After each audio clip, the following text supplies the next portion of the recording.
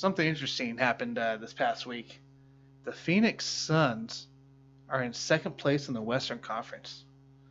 Is this legit? Like the Jazz have lost two more games, but the Phoenix Suns are sitting here 3.5 games back out from the Jazz at 23-11 going in the All-Star break. Is this for real, I want to have a guys? question though, because you guys are more of NBA experts than I am. But weren't the Suns the top team a year ago in that little COVID season that was going on for a minute there? So you're thinking of the bubble, right? So Right. during Then the the bubble bubble games, they went situation. undefeated. Right. But because of their play before Yeah. the bubble, they Yeah. did not make the playoffs because they were Right. so horrid. So before that, but then the bubble happened and they were great, and then here we are The the next bubble season. happened. They came out of nowhere and kind of, they beat everybody. Which But they is weren't allowed in the awesome. playoffs, right? No, because they weren't calculated in the playoffs. They had a chance, but they needed Portland to So- lose, and Portland didn't lose. My point is, maybe the bubble was the beginning of things to become what they are now. I think that maybe a Chris Paul add-on, right? So Sure, Chris Paul came yes. into play, another vet for Booker to help with. DeAndre Ayton's, I think, finally continuing his rise. I mean, Jason, what are you seeing on this part?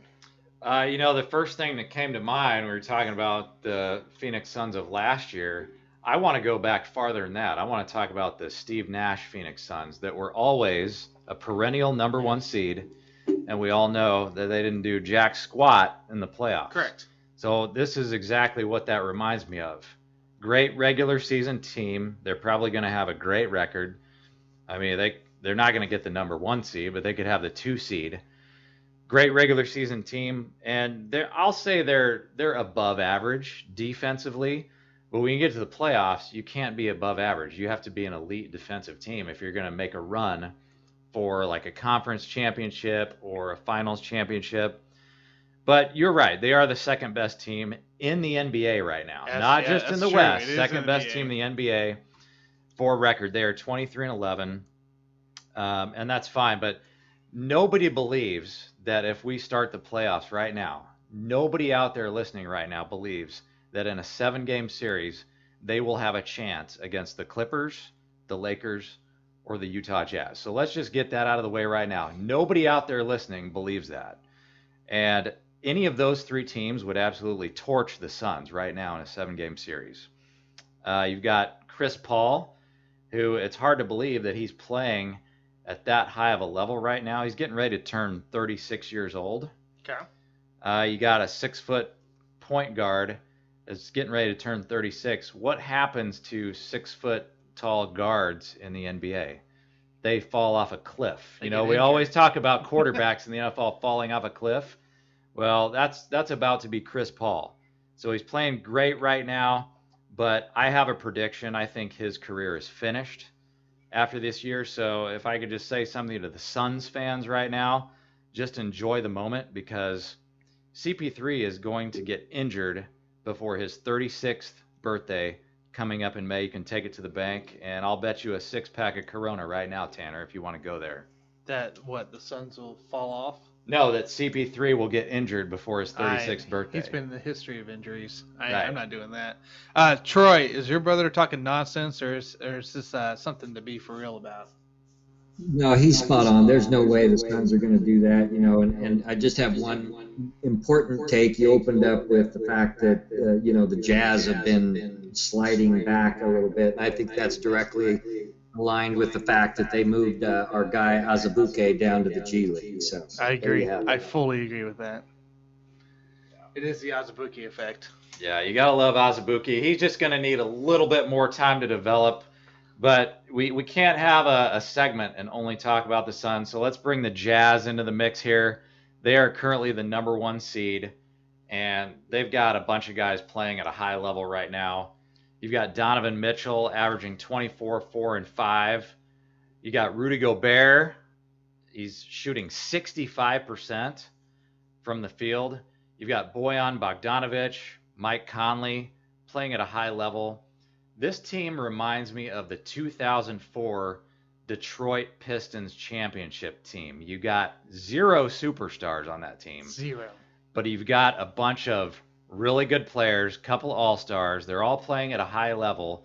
And the reason I compare them to the 2004 Pistons is because they play defense. I Jazz, fully agree. Jazz defense, they're number 2 in the league. They're about to be number 1 in the league because they're only behind the Lakers. And now you've got Anthony Davis, who was a big part of that Lakers team defensively. So you got the Jazz. I mean, they're going to be the number 1 defensive team in the league. They've got the number 1 record in the league right now.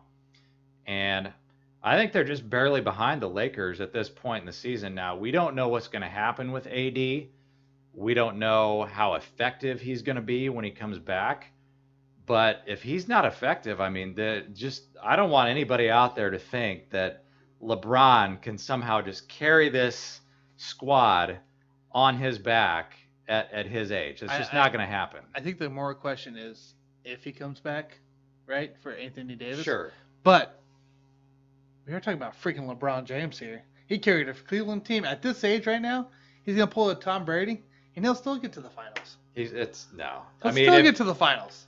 You can take it to the bank right now. If AD does not come back at 100%, it's going to be all you have to do if you're the Jazz, just stick Rudy Gobert under the rim. Just say, hey, as soon as LeBron drives in, just block his shot and move on. Yeah. That's what's going to happen because Gobert is an elite rim protector.